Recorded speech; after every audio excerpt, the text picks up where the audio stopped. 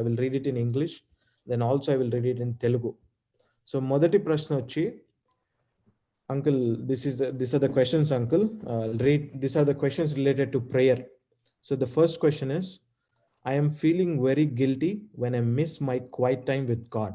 Is that feeling from God or Satan? The first question, Uncle.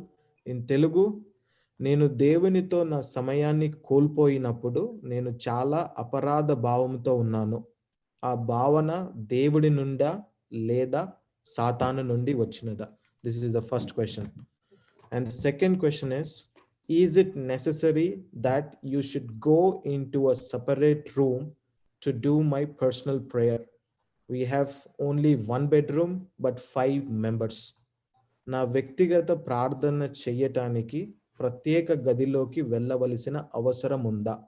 మాకు ఒకే bedroom మాత్రమే ఉంది, కానీ 5 మంది సభ్యులు ఉన్నాము. And third question related to prayer is, what should I do to increase my prayer time? నా ప్రార్థన సమయాన్ని పెంచటానికి నేను ఏమి చేయాలి? Uncle, these are the 3 questions, Uncle. Okay, basically, all the 3 questions are with regard to prayer. మీరు గమనించినట్లయితే ఈ 3 ప్రశ్నలు కూడా ప్రార్థనకు సంబంధించినవే. And I am starting with this question, is it necessary to go into separate room to do my personal prayer? We have only one bedroom, but 5 members. నేను ఇక్కడ ఉన్న రెండో ప్రశ్నతోటి ఆరంభిస్తాను. నా వ్యక్తిగత ప్రార్థన చేయడానికి ప్రత్యేక గదిలోకి వెళ్ళవలసిన అవసరం ఉందా? మాకు ఒకే బెడ్రూమ్ మాత్రమే ఉంది, కానీ 5 మంది సభ్యులు ఉన్నాం. This is a situation with most of the people.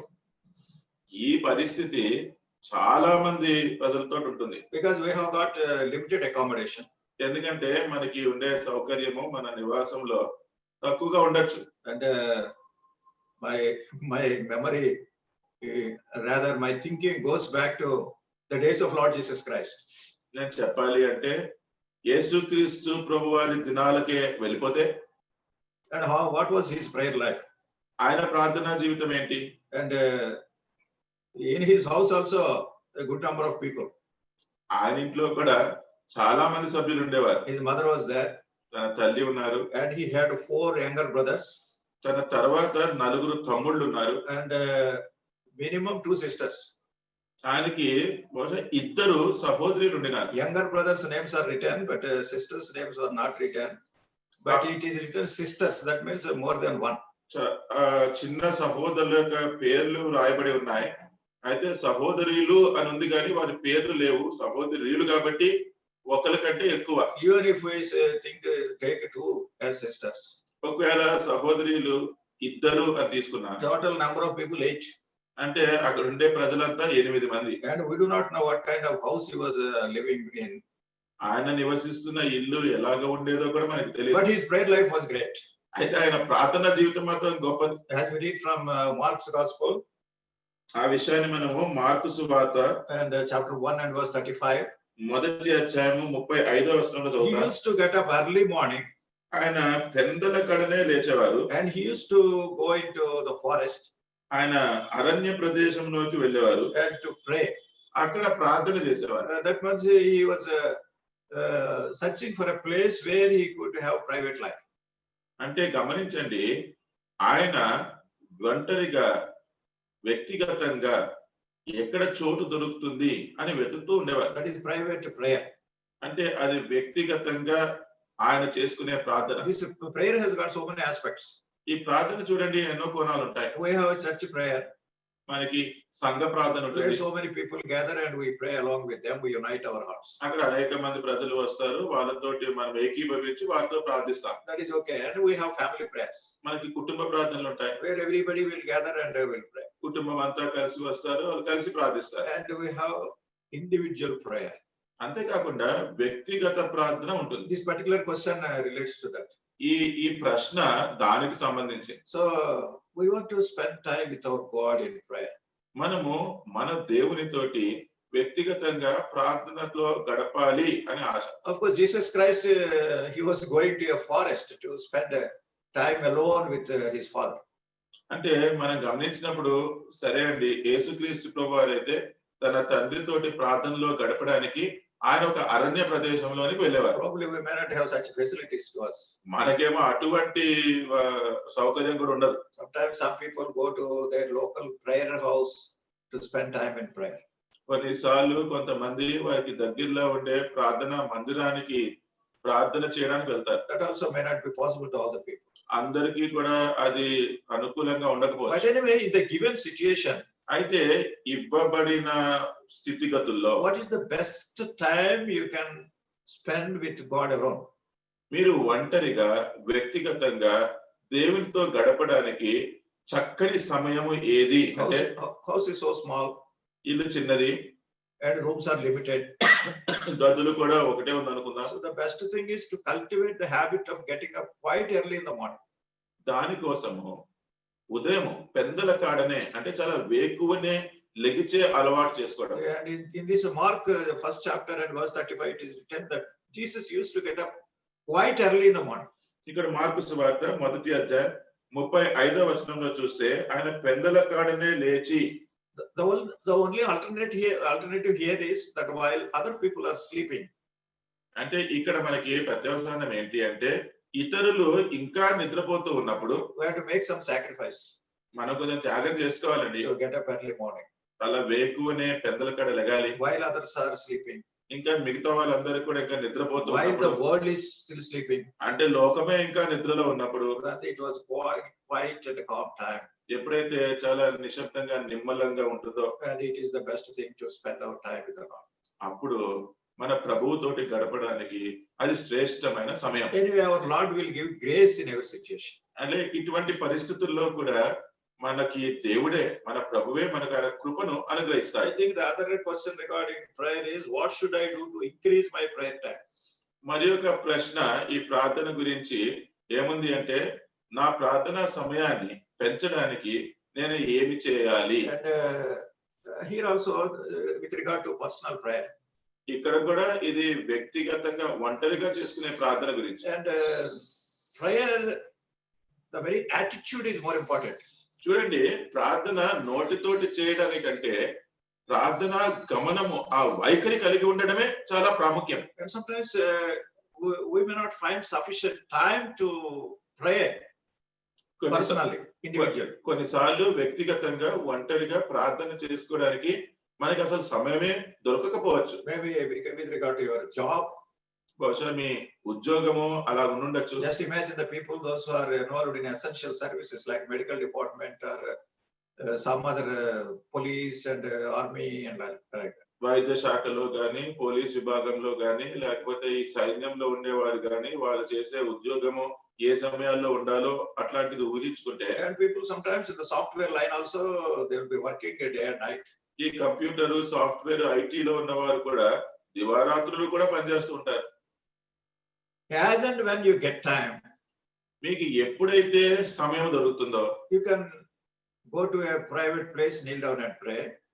మీకు అక్కడ చోటు దొరికితే అక్కడికి వెళ్ళి మోకరించి ప్రార్థన చేయొచ్చు. Even other times when you are not getting time, ఒకవేళ మీకు సమయము దొరకకపోయినా, to keep our mind in tune with the Lord is more important.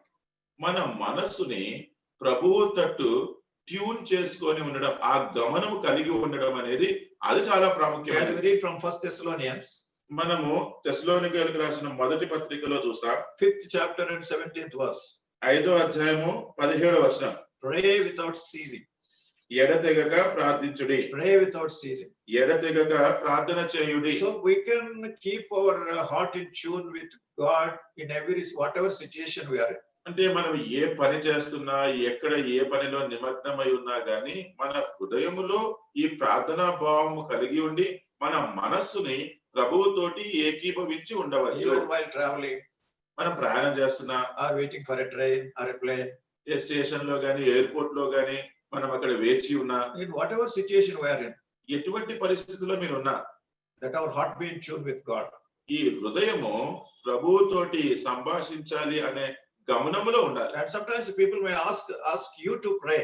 కొన్నిసార్లు ప్రజలు వచ్చి మిమ్మల్ని ప్రార్థించమని అడుగుతారు. And when you give them an assurance that you will be praying for them, మీ కొరకు ప్రార్థన చేస్తానండి అని కనుక మీరు వారికి చెప్తే, in whatever situation you are, మీరు ఎటువంటి పరిస్థితుల్లో ఉన్నా keep communicating with God. దేవునితోటి సంభాషిస్తూ ఉండండి. Lord, this brother is in need. Just now I got a telephone call. ప్రభా, ఈ సహోదరునికి ఏదో అవసరత ఉంది, ఆయన ఇప్పుడే నాకు ఫోన్ చేసి చెప్పారు. Or that sister is in hospital now, ఇప్పుడు ఆ సహోదరి హాస్పిటల్లో ఉంది, going for an operation. Operation కోసం వెళ్తుంది. Like that, in whatever may be the situation, మీరు ఎక్కడున్నా ఎటువంటి పరిస్థితిలో ఉన్నా పర్లేదు. you can close your eyes, or even without your closing your eyes, keep your mind connected to God. కళ్ళు మూసుకున్నా సరే, కళ్ళు మూసుకోకపోయినా సరే, మీ మనసు దేవునితోటి కనెక్ట్ చేసి అలాగా ఉండండి. That will help you to pray to God with regard to all the items. అప్పుడు మీకున్న ప్రతి అవసరతల గురించి దేవుని దగ్గర ప్రార్థన చేయడానికి సహాయపడుతుంది. I think the third one is feeling guilty of not having quiet time. ఇప్పుడు మూడో ప్రశ్న అక్కడ ఉంది కదా, అంటే ఇక్కడ మొదటి ప్రశ్న అంటే ఈ మౌన ధ్యాన సమయము ఒకవేళ చేయకపోతే దాని గురించి అపరాధ భావం కలిగి ఉండటం. Quiet time is just spending your time with God. ఈ మౌన ధ్యానం అంటే అది ఒంటరిగా వ్యక్తిగతంగా దేవునితో సమయం గడపడం. To be with your God alone. దేవునితోటి ఒంటరిగా ఉందాము అనుకోవడం. Even if you find time and if you fail to spend time with God, you have to seek forgiveness from the Lord. ఒకవేళ సమయము ఉన్నప్పటికీ కూడా ఒకవేళ దేవునితో మీ సమయము గడపకపోతే మీరు ఖచ్చితంగా దేవుని దగ్గర క్షమాపణ కోరాలి. Seek forgiveness and start immediately. క్షమాపణ కోరండి, వెంటనే మీరు ఆ మౌన ధ్యానం ఆరంభించండి. And it need not necessarily be a particular time in a day. ఏదో ఈ పలానా సమయంలోనే చేయాలి అని ఖచ్చితంగా అటువంటి షరతేమి లేదు. You may find time in the morning and I may find time in the evening and somebody may find time in the afternoon. ఒకరికి ఉదయాన్నే సమయం దొరకచ్చు, నాకు రాత్రి సమయం ఉండొచ్చు, ఇంకెవరికైనా మధ్యాహ్నం సమయం దొరకచ్చు. Depending upon your lifestyle. అంటే మీ జీవన విధానము, జీవన శైలి ఎలాగుందో దాన్ని బట్టి. With regard to secular jobs and all that. లేకపోతే మీ ఉద్యోగాల రీతిని బట్టి. Whenever you find time. ఎప్పుడైతే మీకు సమయం దొరుకుతుందో And then only you spend time with the Lord. అప్పుడే మీరు ప్రభువుతోటి సమయం గడపండి. That is a wonderful time. అది అద్భుతమైన సమయం. And all the time keeping yourself in tune with God again in this matter also, to experience and enjoy the presence of God and fellowship of God is a wonderful thing. చూడండి, ఈ విషయంలో కూడా ఎల్లప్పుడూ మనసు దేవునితోటి ఐక్యపరచుకొని tuning లో ఉంచుకొని ఆయన సన్నిధిని అనుభవిస్తూ ఉండడము అది గొప్ప అనుభూతి. Anyway, don't feel guilty of these things. దీని విషయం మీరు దయచేసి అపరాధ భావంతో ఉండదు. Any little failure is there. ఏదైనా మీరు తప్పిపోయిన పరిస్థితి ఉంటే Seek God's help and grace. దేవుని యొక్క సహాయము, ఆయన కృపను కోరుకోండి. Definitely Lord will help you, Lord will give you grace. ఖచ్చితంగా తప్పకుండా దేవుడు మీకు సహాయపడతాడు, ఆయన కృప Come చూపిస్తాడు. on, resume spending time with the Lord in your quiet time. వెంటనే మీకు సమయం దొరికినప్పుడు వెంటనే ఆరంభించండి, మౌన ధ్యాన సమయం కలిగి ఉండండి. God will help you and bless you. దేవుడు అప్పుడు మీకు సహాయం చేసి మిమ్మల్ని దీవిస్తాడు. Thank you. Thank you, uncle. Fourth question వచ్చి, my husband is not saved. I'm getting frustrated with him. What should I do? నా భర్త రక్షింపబడలేదు, అతనితో విసుగు చెందుతున్నాను, నేను ఏమి చేయాలి? And there is one verse in the, of course, this is also connected. In every situation, we have to go to God in prayer. చూడండి, ఈ సంగతి కూడా మనం ఆలోచిస్తే ప్రతి పరిస్థితికి కూడా మనం ప్రార్థనలో దేవుని దగ్గరికి వెళ్ళాల్సిందే. For every situation, every problem, ప్రతి పరిస్థితి, ప్రతి సమస్య గురించి we go to God in prayer. ప్రార్థనలో మనము దేవుని దగ్గరికి వెళ్తాం. We place our request at his altar. అంటే మన మనవులన్నీ కూడా ఆ బలిపీఠం దగ్గర పెట్టుకుంటాం. To put in another way, that this burden we transfer to God. అంటే ఇంకో విధంగా చెప్పాలి అంటే ఈ భారం అంతా కూడా మనము దేవుని మీదకి పంపించేస్తున్నాం. And there is one verse in Luke's Gospel, 18th chapter, first verse. లూకా సువార్త 18వ అధ్యాయము దాంట్లో మొదటి వచనము. Luke 18:1. లూకా సువార్త 18:1. Men ought always to pray, not to faint. వారు విసుగక నిత్యము ప్రార్థన చేయుచుండవలనంటకు ఆయన వాగ్దానం. అంటే In Telugu it is written, okay, in English men, that includes women also. English లో ఏమో పురుషులు అని ఉంది, కానీ తెలుగులో అయితే అట్లా లేదు. కానీ పురుషులు అంటే స్త్రీలు కూడా. So whether it is men or women, పురుషులైనా స్త్రీలైనా they ought always to pray not to faint. వారు విసుగక నిత్యము ప్రార్థన చేయుచుండాలి. That means we faint when we confront with certain situations in life. చూడండి, కొన్ని గడ్డు పరిస్థితులు ఎదుర్కొంటున్నప్పుడు మన జీవితంలో మనం విసుగు చెందుతాం. But we should never lose heart. కానీ మనము మన హృదయాన్ని లేకపోతే మనస్సు బాధపరచుకోకూడదు. We should have long suffering nature. మనకి దీర్ఘ శాంతము అన్న సుగుణం ఉండాలి. Waiting and waiting and waiting and waiting. వేచి ఉండాలి, వేచి ఉండాలి, వేచి ఉండాలి. In our family, I was the first person to be born again. నా కుటుంబంలో మొదటిగా రక్షింపబడిన వ్యక్తిని నేనే. A good Christian family, no doubt. చాలా మంచి క్రైస్తవ కుటుంబమే, దానికి అనుమానం లేదు. All highly disciplined, all family members. కుటుంబంలో ఉండే ప్రతి ఒక్కరు కూడా ఎంతో క్రమశిక్షణలో పెంచబడిన వారు. And my father was a preacher. మా తండ్రి గారేమో ఆయన పాస్టర్, బోధకుడు. But we did not have this born again experience. అయితే ఎవరికి కూడా ఈ తిరిగి జన్మించిన అనుభవం లేకుండా. I was the first person to accept Jesus Christ. నేను నా కుటుంబంలో యేసుక్రీస్తు ప్రభువుని అంగీకరించడంలో మొదటి వ్యక్తిని. And in obedience to the word of God, I took baptism. అంటే దేవుని వాక్యానికి విధేయత చూపిస్తూ నేను బాప్తిజంలో కూడా సాక్ష్యం ఇచ్చాను. Then I started witnessing to my own family. అప్పుడు నేను మా సొంత కుటుంబానికే ఈ సువార్తను చెప్తూ నా సాక్ష్యాన్ని పంచుకుంటూ ఉండేవాడు. Then afterwards, my mother was born again. తర్వాత మా తల్లి గారు తిరిగి జన్మించారు. She took baptism. తను కూడా బాప్తిజంలో I సాక్ష్యం have 2 ఇచ్చారు. younger brothers and 2 younger sisters. నాకంటే చిన్నవాళ్ళు 2 సహోదరులు ఉన్నారు, 2 సహోదరులు ఉన్నారు. And my burden was, నా భారమంతా ఏంటంటే, the word of God says, believe on Lord Jesus Christ and you shall be saved and your house also. ఈ దేవుని వాక్యంలో ఉంది కదా, దేవుని యందు విశ్వాసం ఉంచుము, అప్పుడు నీవును నీ ఇంటి వారందరూ రక్షింపబడుదురు. It is in Acts 16:31. అది అపోస్తుల కార్యము 16:30. So I went on praying for all the members of my family. నా కుటుంబంలో ఉన్న ఈ సభ్యులందరి కొరకు నేను ప్రార్థన చేస్తూ ఉండేవాడిని. Even I myself was single. I was a bachelor at the time. ఆ సమయంలో నేను ఒంటరి వాడిని, ఇంకా పెళ్లి కాలేదు. But all people, one by one, my mother and 2 brothers and 2 sisters, they have accepted Jesus Christ. అంటే ఒకరి తర్వాత ఒకరు, ముందు మా తల్లి గారు, దాని తర్వాత మా సహోదరులు, తర్వాత మా సహోదరులు, చెల్లెళ్ళు, వీళ్ళందరూ కూడా యేసుక్రీస్తు ప్రభువుని స్వంత రక్షకునిగా స్వీకరించారు. But my father was a hard nut to crack. అయితే మా తండ్రి గారైతే అబ్బా ఆయనని మార్చలేకపోయాం. Because he himself was a preacher. ఎందుకంటే ఆయనే బోధకుడు. And at the same time, he got wild against us because he used to say that you have brought a new doctrine into us. అసలు మీరేంటేదో కొత్త సిద్ధాంతం పట్టుకొని వచ్చి మాట్లాడుతున్నారు, నేనేమో ఇక్కడ బోధిస్తూ ఉంటే అని మా మీద ఎంతో కోపపడుతూ ఉండేవారు. We are praying. అయితే ప్రార్థన చేస్తూ ఉన్నాం, And praying. ప్రార్థన చేస్తూ ఉన్నాం, And praying. అలా ప్రార్థన చేస్తూ With a ఉన్నాం lot of patience. ఎంతో ఓపికతోటి. At the same time, we respected him. అదే సమయంలో తనకు పూర్తి గౌరవాన్ని ఇస్తూ ఉండేవారు. We never disregard him on any occasion. ఏ పరిస్థితిలో కూడా ఆయనని తక్కువ చేయలేదు, ఆయనకి చెందవలసిన మర్యాద తగ్గించలేదు. And I was in Hyderabad. నేను హైదరాబాద్ లో ఉండేవాడిని. And my parents and other family members, they were in some other district. మా తల్లిదండ్రులు, మిగతా కుటుంబ సభ్యులందరూ కూడా ఇంకో డిస్ట్రిక్ట్ లో ఉండేవారు. And I used to sometimes take leave from my office. కొన్నిసార్లు నేను నా ఆఫీస్ కి సెలవు పెట్టేసేవాడు. And to pray throughout the day because I was a bachelor at that time. అప్పుడు నేను బ్యాచులర్ గా ఇంకా పెళ్లి కాలేదు కాబట్టి సెలవు పెట్టి రోజంతా ప్రార్థన Lord, చేస్తుండేవాడు. will you not visit my father? ప్రభా, మా తండ్రి గారిని నీవు దర్శించవా, Will you not change his heart? ఆయన హృదయాన్ని నీవు మార్చవా. Only God gave me grace. దేవుడే నాకు ఆయన కృపనిచ్చినాడు. It took several years. చాలా సంవత్సరాలు పట్టిందండి. But the same father who was very hard-hearted, ఏ తండ్రి అయితే ఎంతో కఠిన హృదయం కలిగి ఉండినాడో, once he came to Hyderabad ఒకసారి హైదరాబాద్ వచ్చినాడు to visit me నన్ను దర్శించడానికి. and my family at that time. అప్పుడు నా కుటుంబం వచ్చింది, ఆ కుటుంబాన్ని చూడడానికి వచ్చింది. This happened several years. We have been praying and praying and praying. అంటే ఎన్నో సంవత్సరాలుగా ప్రార్థన చేసి నేను పెళ్లి కూడా అయిపోయింది. అప్పుడు జరిగిన సంగతి. And a day came that he accepted Jesus Christ to be his savior.